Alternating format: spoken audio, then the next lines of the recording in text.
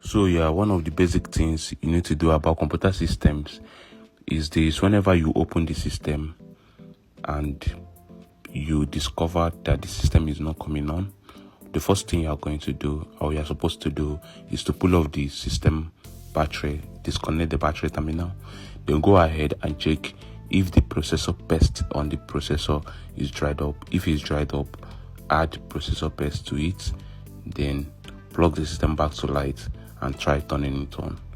If after you have done this and the system refuses to turn on, then probably you have to start tracing the motherboard to see where the problem is coming from.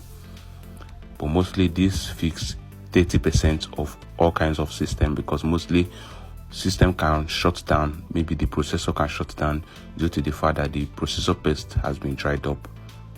Do you understand? And these are the basic, or maybe the easiest way to fix your computer motherboard. This is the first thing to do.